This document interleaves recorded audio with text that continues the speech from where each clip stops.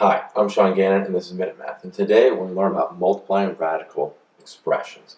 So if I was given this expression, -3 times the square root of 7 r to the third power times 6 times the square root of 7 times r to the second power.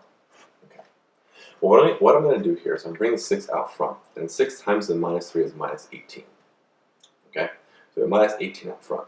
Then I'm going to have the square root all be one square root. We have 7 here times 7, right? Times r to the third power times r squared. So I kind of rearranged it, but put all underneath one big square root.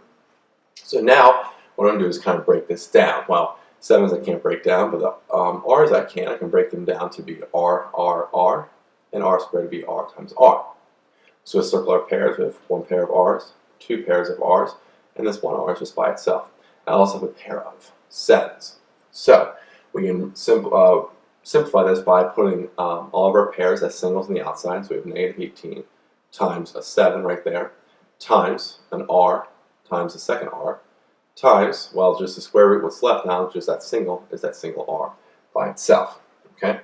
So now we have to simplify this. I don't know 18 times 7 on top of my head here. So 18 times 7, let's just calculate really quickly, is 126. So we have a -126 here, times r is r squared, and we have the square root of r on the inside, and here we go. Our final answer here is just -126 r squared times the square root of r. So let's recap. We're given -3 times the square root of 7r to the third power times 6 times 7r squared. I multiply the 6 times the -3 to get the -18. I then put everything else underneath one square root and rearrange it to have our numbers together and then our letters. So 7 times 7, r to the third, r squared. Broke that down, r to the third would be 3 r's being multiplied, r squared would be 2 r's. I circle my pairs, I had a pair of 7s, 2 pairs of r's, and this one r was just by itself. So then that one r is by itself is in the square root, then all the pairs are represented by a single element outside the square root. Then I simplify. To simplify that, -18 times 7 was -126, and r times r was r squared.